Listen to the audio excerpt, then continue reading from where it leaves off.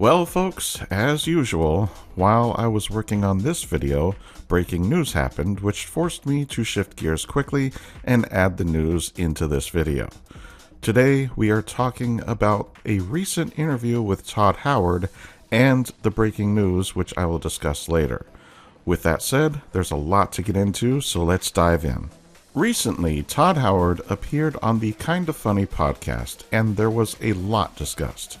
Not quite as much as I would have liked, but I get it. If you press Todd too hard, it's unlikely he will come back again. That said, it was still a good interview overall. Unsurprisingly, the first question asked was about Starfield and what to expect from this new mysterious update that is going to be released soonish.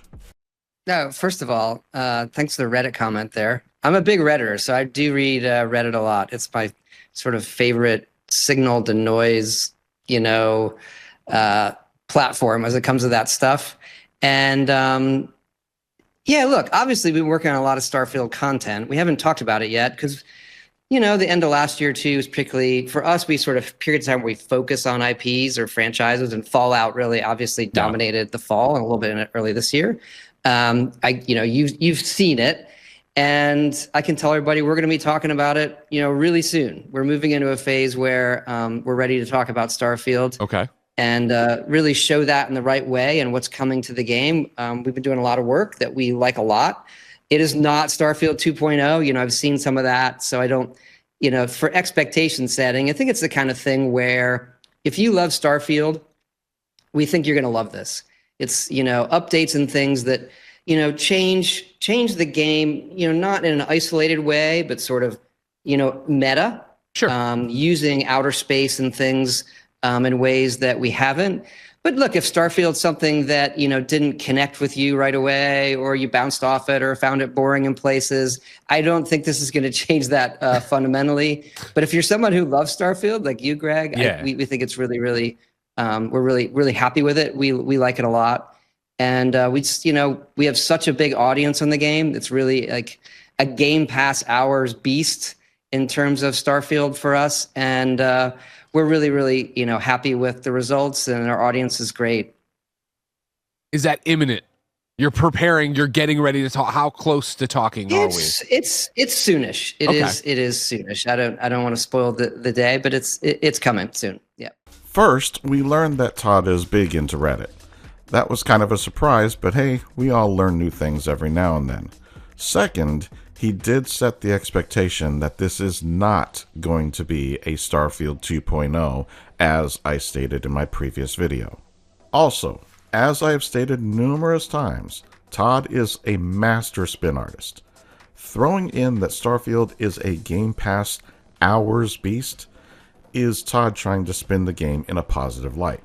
I think he knows that the game didn't resonate with a large enough audience to warrant expending major resources on it, but it does have a large enough audience for Bethesda to milk.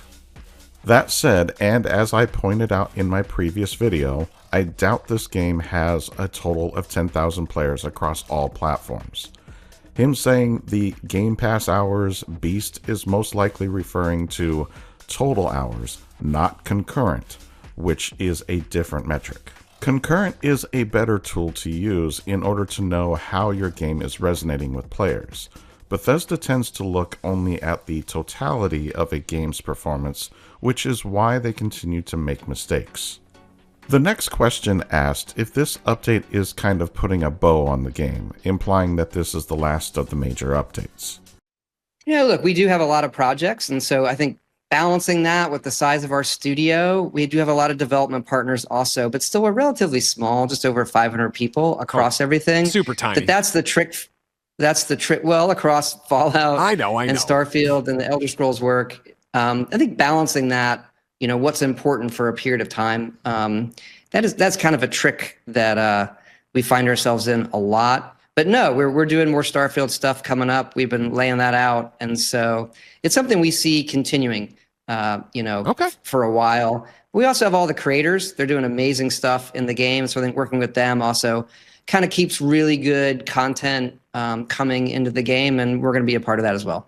Yeah, I think Yeah, look, our community there is amazing. Our creators and modders who have been with us for so long, we love it. And I honestly still think it's early days for us. We're always trying to find new ways to support that community. I think the content is, absolutely incredible, but we have a ways to go in terms of making it easier for them, putting it in front of everybody, saying, "Hey, try this out." With our older games and creations of Fallout 4, we still have issues when we update the game. It breaks mods, and so we see all that. So we still feel like, even though we've been doing this type of thing for several decades, that we're still early in what that looks like for everybody. Todd obviously doesn't want to say yes to this question, but the writing is on the wall, so to speak.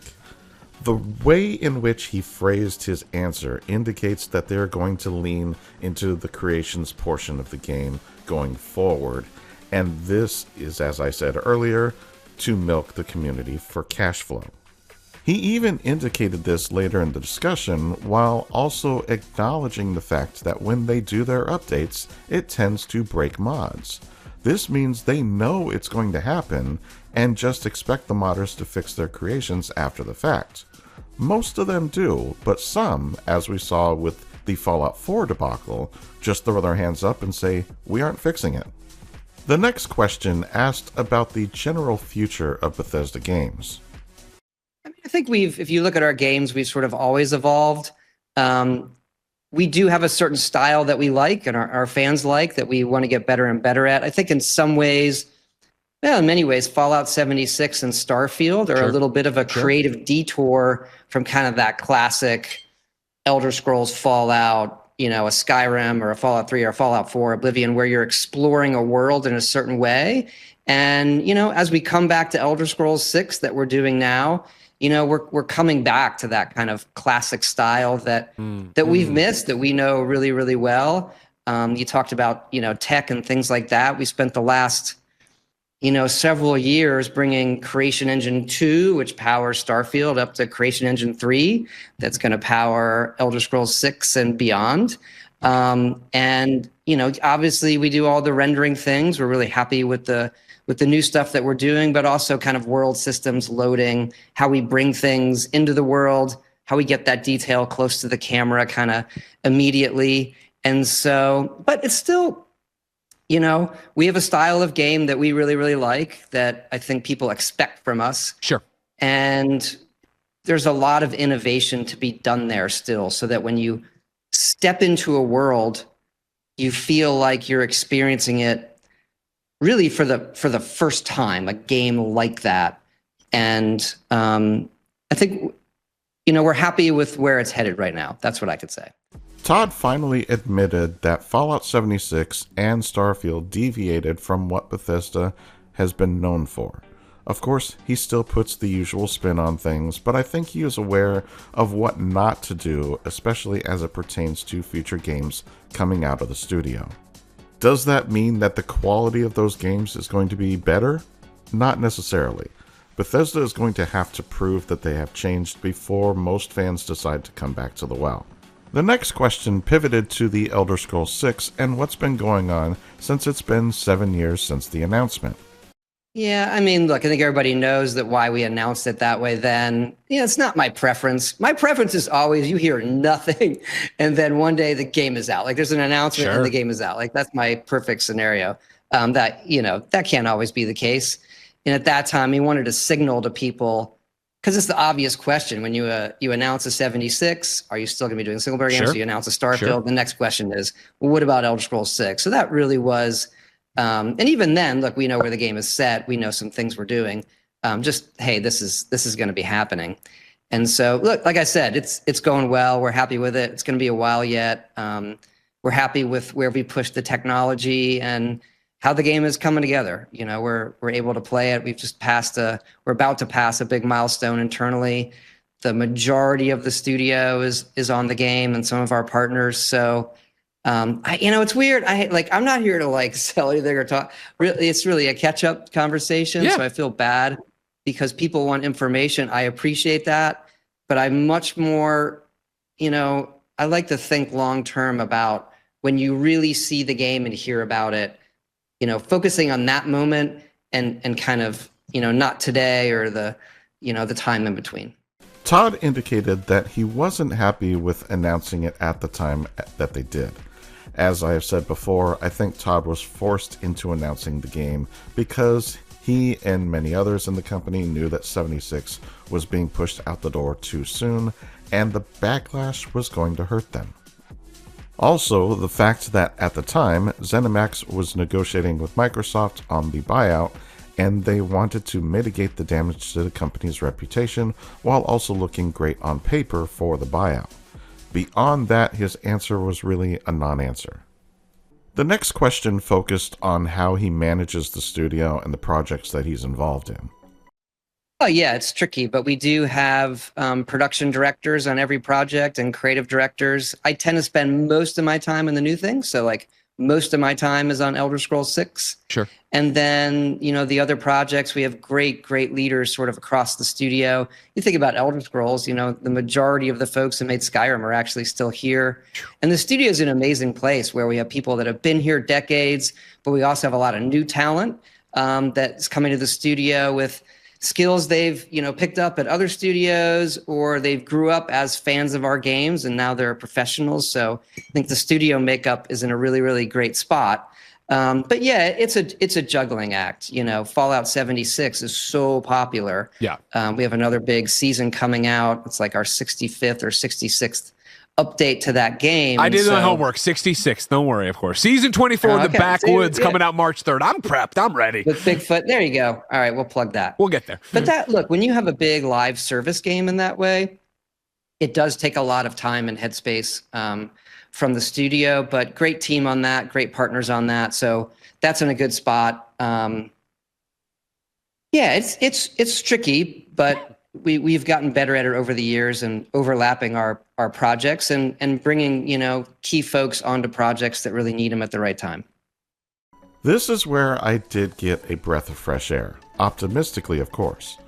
Todd stated that most of his time is spent with the Elder Scrolls 6. Now, on its face, that sounds great, because the more attention the game gets from Todd, the better it is, as history has shown.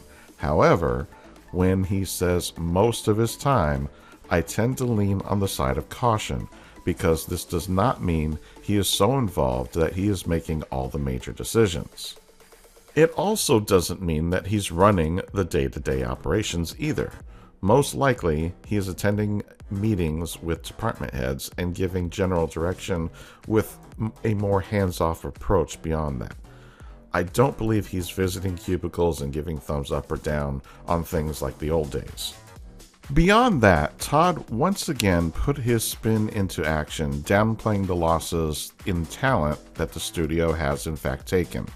I know he wants to paint the studio in a positive light, as any good studio head would, but let's be honest, there are fewer veteran developers at Bethesda than there are new hires.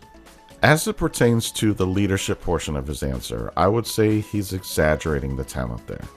Yes, there are a few people who are probably very good at their jobs, but at least one, and we all know who that is, needs to either be removed or given a different job within the company.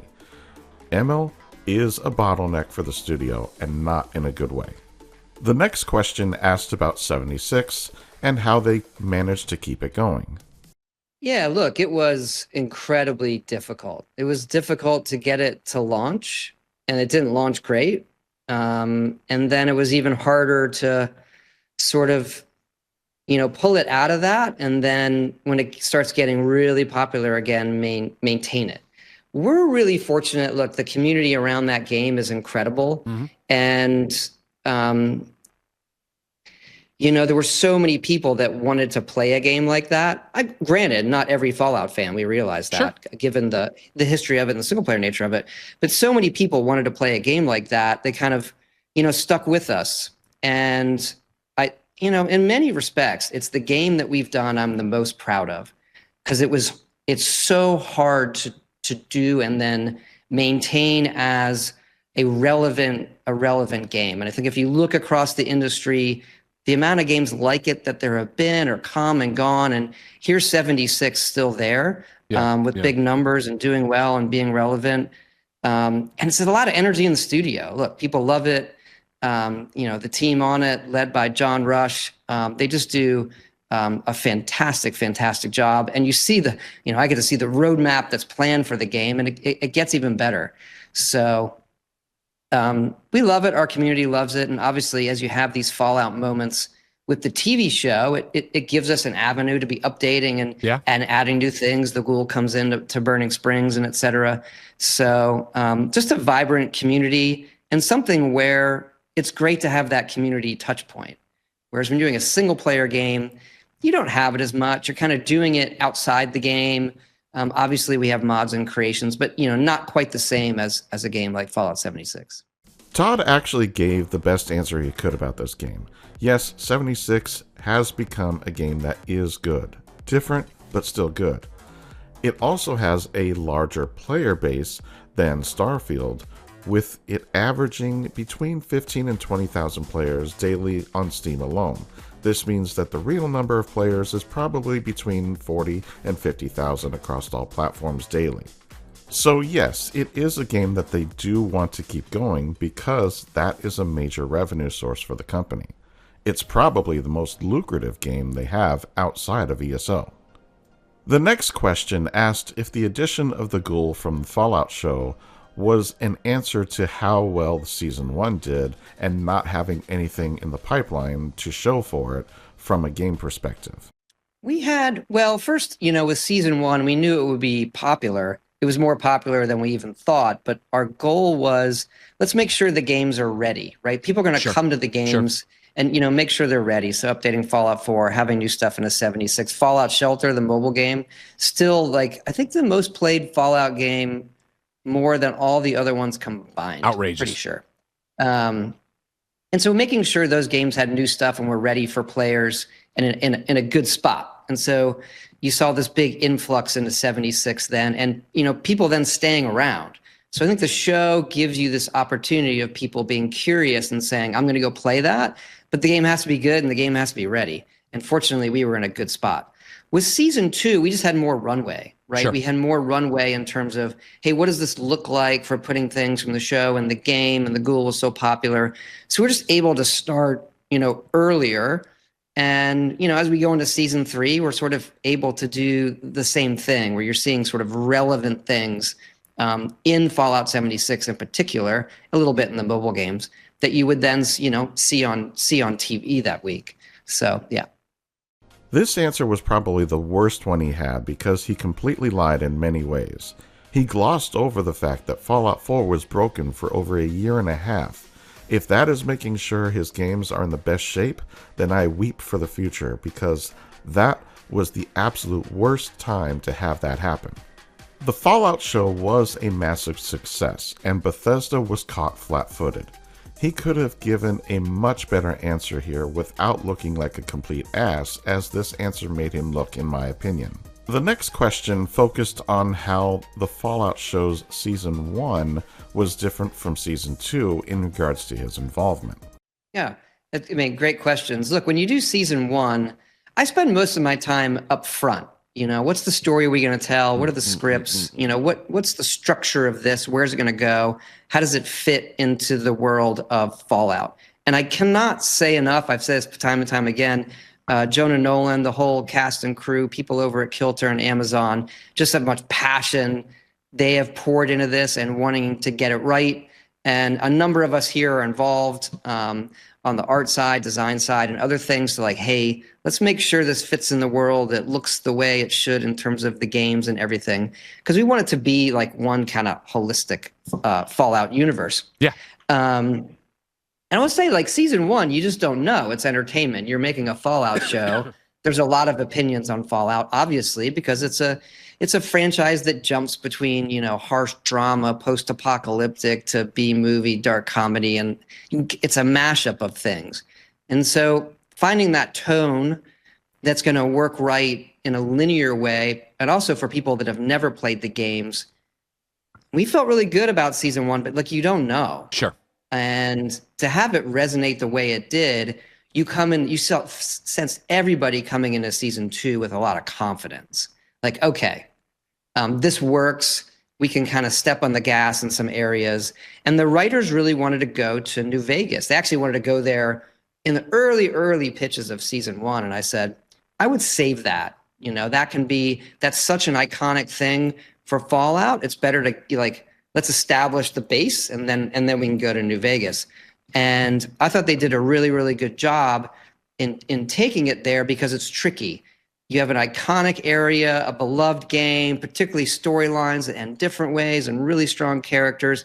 And there's like a million ways to fuck that up. And so it can be a bit of a minefield, right? Sure. And I thought they did a great job. We spent a lot of time saying like, let's not refute anything that happened in the games, but let's see if there's some areas that, the writers really want to push forward. And in particular, the use of House, who's just an incredible character. Like Justin Theroux just crushes it when he's on screen. You just want to see more and more and more scenes with him. So I thought they did a fabulous job. And we, you do kind of worry about sophomore slump. You see it in some other things that you all love in entertainment. And fortunately, people loved it, and we're on to season 3. Yeah, and correct me if I'm wrong, because I've seen this reported, but I can't find a source. Is it true season 3 is starting to film in May, or is that just scuttlebutt? The plan is to start this summer. Okay. I don't know the exact date, but it's being written now. And, Jonah and crew, we like to move fast. So we want to get these, yeah. So Todd is much more involved than I thought he was. I saw Todd more as a consultant rather than an executive producer with the show, but it turns out that he's there involved with everything from design to the actual story being told. Unfortunately, this means when Season 3 ramps up, his involvement in the game's development side of the house is going to be even more limited than it already is, and that is not a good thing. I would rather have Todd step away from the show and let Nolan do his magic with it so the games don't suffer. The next question focused on how people reacted to Season 2 and the story there going into Season 3. No, I think it's understandable that you want everything to pay off immediately when you watch stuff. Sure. It does, given the scope of Fallout, we sort of decided like, hey, let's make sure we treat each element so it isn't just as, a glancing blow or whatever. Like you could have had a Deathclaw appear in season 1, but you probably wouldn't have the time or, to treat it the way it should be. So, hey, Deathclaws, let's really make them important to season 2.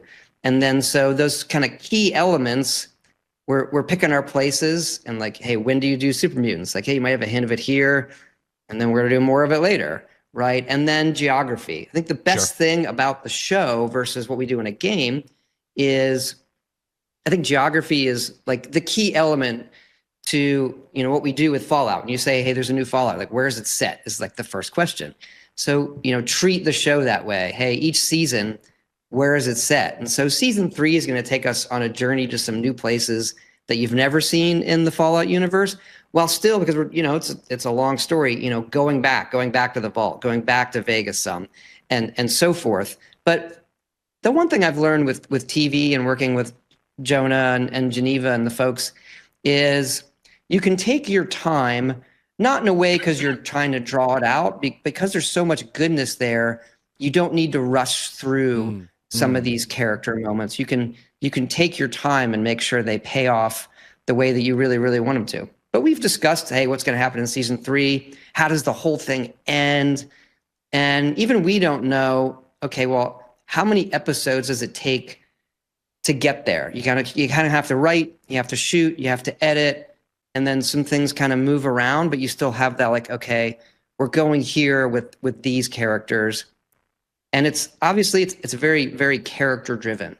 I think we have 3 really, really strong characters that often make you question like, hey, would I do that? What would I do in that situation? And following their journeys. Yeah.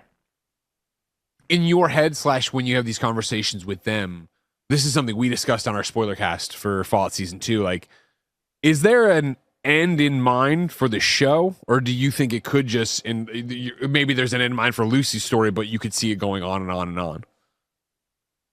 There's an end in mind for these characters. Okay. Yeah. and this, we'll call it like this story. Yeah. There is an end in mind. Yes. Okay. How many seasons is that? No, I'm kidding. You're not gonna tell me. I know. I don't know. I personally don't like ones that overstay their welcome. For sure. I'll say that. No, that's a great one. That's a great point. That's what I would much rather. That's what I always want. I want to be left wanting more. I don't want it to end and be like, oh man, well, seasons 9 and 10 were garbage, but at least 11 ended happily. Yeah. I mean, that's kind of the double-edged sword of having an extremely popular show. People want it to go on forever, but then sometimes they can lose their magic. Sure. So we'll see. Todd's answer was interesting in that he doesn't really focus on the reaction, but rather where things are going. I also found it interesting that he said the 3 main characters. Those are Lucy, the Ghoul, and Maximus, of course, but I always thought of Hank as the 4th main character. Of course, I'm not going to go into the show details here, that's for a future episode. But Hank plays a key role in the show, so it does make me wonder if that is going to change now, given what happens in Season 2. If you haven't seen the show, then you really should go watch it. It's well worth the watch. The next question asked if what he has learned from the show has changed how they tell stories in their future games. No, I don't think so. It's more on the game side. They've always kind of been long, meaning we see how much people play the games. You know, Skyrim is still could be our most played game 15 years later, right? And so people play these games for a really long time. They might put it down and come back to it. And so I still, I think we want stories or sort of main quests that you feel like you, in quotes, finished the game. You finished like the main thing the game was the world's wanting you to do. Yeah. In kind of a 20 to 30 hour spot. Like that's kind of what we designed for. It often goes longer, but that's like our intent. Yeah. But then there's this whole world that you feel like in many ways is limitless, either through quests that we have or content that's coming. And so we have over time, you can see it in our games, looked at more game systems that continue to reward you. That gets, the longer you throw the stone out there, if you say, hey, someone's going to play this for 1,000 hours or 2,000 hours, which we see, making that rewarding when you get way out there, it's still very hard. Once again, this was not a good answer. He still looks at the wrong stats as a measurement of a game's success. This doesn't instill confidence in me for the future of Bethesda games. Look, I know Todd is a great developer when he is hands-on, but he isn't as hands-on as he needs to be, and I fear that certain people are going to ruin the company. The Elder Scrolls 6 has to be a huge hit, not only for Bethesda, but for the fans. What made Skyrim the success it is the fact that players are rewarded for exploration. It's not the story, because for most people, the main story was not good. This is where Emil started to take the reins, and it shows in every game since. Don't get me wrong, Emil can write a great story. He proved that with the Dark Brotherhood, but since then, he has gotten lazy, and that's the big problem. I think the success of Skyrim got in their heads, but for the wrong reasons.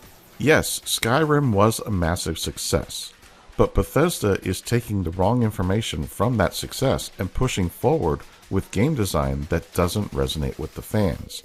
Fallout 4, while good, wasn't the hit they hoped for. 76 is good now, but still not what they hoped it would be, and Starfield, well, the proof is in the pudding. Yet in every case, all they are looking at as a measure of success is the total hours played and total purchases made, rather than how many complete the main story, continue to play after, current continuous player count, and how many stop playing within the first few months to a year after launch. These are real indicators of whether or not a game is good.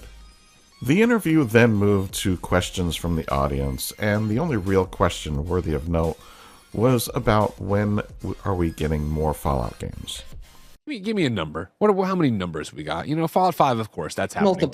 Multiple. Yeah, the multiple is still the number, yeah. Okay. Okay. Yeah. But the Oblivion, surprise remaster launch, that was a big hit, right? It was huge, actually. People love yeah. that. That seems like a great thing to do with all sorts of Fallout games. Yeah, I would say I'm softened on the whole remaster thing. There was a lot of conversation about, hey, should we remaster some of our games? You look at your catalog, you say, what's the right thing to do? We felt Oblivion was the right one. I am this is only for like the stuff we've made here that I've made. Sure. I'm sort of anti-remake. I respect the other ones out there, but I think part of the age of a game is part of it's part of what it is, like its personality and what it represented when it came out. And so as we approached Oblivion, I definitely wanted it to be a remaster, but kind of the absolute best version of that you can imagine.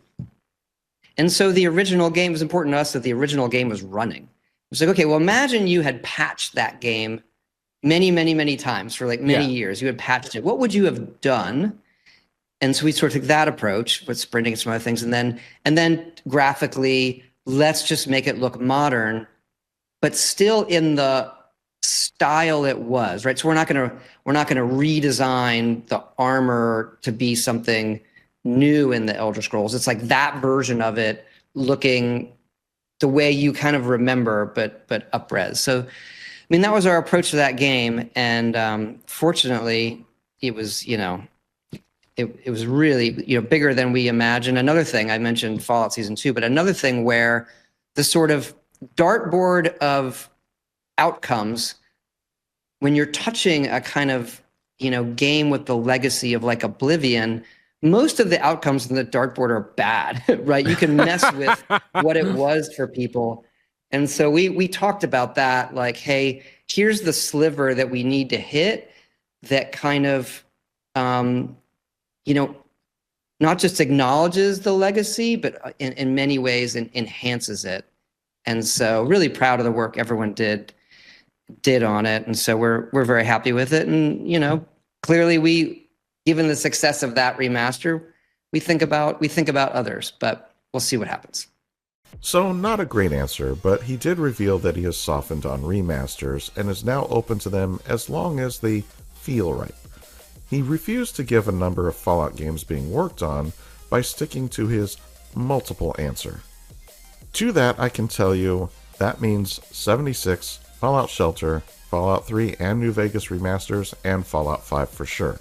That's 5 games for those keeping track at home, 6 if you count the show too.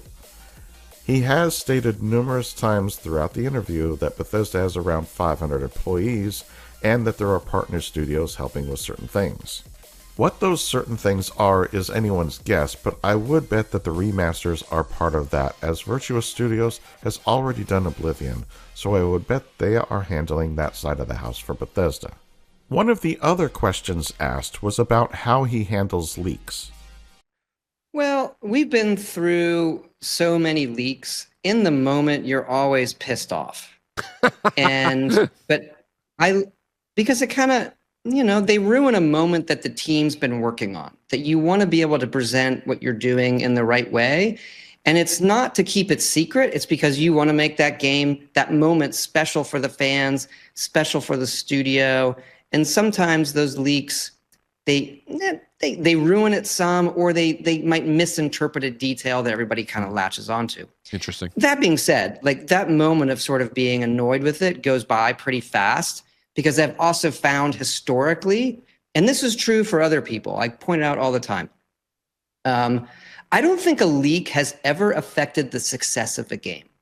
And there have been some really bad ones.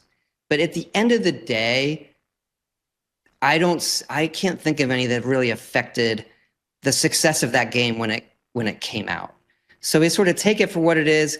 You do your best. I try not to be draconian internally. Some places will really keep things under lock and key. We share really freely in the studio, so everybody gets to see everything. And there's a trust level, like our ability to share stuff, even internally across our studio and the company and stuff, is our ability to share it is everybody's ability to keep it secret. So we've actually had very few internal ones, but given the complexity and the number partners and everything involved, it's natural that you'll get some, and I think you gotta kind of roll with it. Todd gave the best answer he could here, and I agree that they are not trying to keep anything secret, so to speak. However, I do think he wants to be able to put his usual spin on the game, and as we saw with Starfield, those leaks combined with the hype didn't hinder the launch, but it did serve to pull the mask off of our faces. What I mean by that is that the rose-tinted glasses were taken off as we played through Starfield. It was very apparent that the hype was due to misrepresentation of the game from the Into the Starfield shorts and the developer direct. It was a lesson that I had to learn the hard way. There wasn't much else in the interview that was noteworthy. The only thing I heard was about AI and how Bethesda is utilizing that. From what I gathered, they are using it as a tool to help reduce the workload from data analysis rather than using it to generate content. This is good news to hear. However, they are still very much over-reliant on procedural generation, which is a form of AI, whether or not they want to admit it. So it is still a big part of what they do, even if they don't think so. Last but not least, from the interview was a brief mention about Creation Engine 3. This wasn't talked about in depth, but it seems that the engine has been upgraded for the Elder Scrolls 6. What that means is most likely the integration of Unreal Engine, or that the team took aspects of Unreal and put them into the Creation Engine. It's hard to say either way. Now for the big news that just came out Friday afternoon. Microsoft Gaming CEO Phil Spencer is retiring effective February 23rd. Yes, you heard that right. As of Monday, Phil is no longer in charge of the gaming division at Microsoft. Phil has been with Microsoft since 1988 and has been in charge of the gaming division for over 12 years. Not only that, but Sarah Bond, who was thought to be heir apparent, has resigned. This is huge, folks. Both Sarah and Phil have been at the helm for a long time, and while the corporate speak is painting this as it being what they wanted to do, it doesn't appear to be the case. Usually when someone this prominent is retiring, it gets announced and there's generally a long period, like at the end of the year. But this announcement is only a few days before the end. It is more likely that Phil was given the option to retire or he would be fired, and in either case, it would happen on Monday. Obviously, he took the retirement option. It also appears that Sarah Bond resigned in protest, as that was effective immediately. Now, in Sarah's case, it may be that she was also getting fired, but it's also possible she was just going to be demoted and she didn't like either option, so she said, "I'm out." Either way, it's clear that none of this was planned by them, even though Phil goes on to say that he talked about retiring last fall. So, as of Monday, the new CEO of Microsoft Gaming is Asha Sharma. She was president of Microsoft's Core AI product. Additionally, Matt Booty has been promoted to Chief Content Officer and will be working closely with Asha. Apparently, Phil is remaining in an advisory role through the summer, which means that he has no power but is available to offer advice and answer questions if needed. Asha has been heavily involved with AI, was the former Vice President of Project and Engineering at Meta, and was the former COO of Instacart. All of that said, her work experience does not include gaming, so it's clear that she is being brought in to make the gaming division profitable. I base this off her previous work experience. I would bet that one of the major changes she will make is to bring more of an AI presence to the gaming side of the house. I realize that AI is already there, but I am certain it will become more heavily used within the studios under the Microsoft umbrella.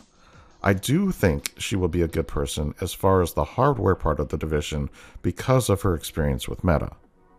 As for Sarah, her resigning is because the VP position has been eliminated altogether, leaving her with either resigning or being fired, and she took the better option. It is possible that she was offered the Chief Content Officer role, but that would have been a step down for her. Thus, Matt Booty got the job instead. Since Matt does have actual gaming experience, I think his promotion will help, as he will now have a voice that will be able to push the gaming division into a better position in terms of quality of games being released.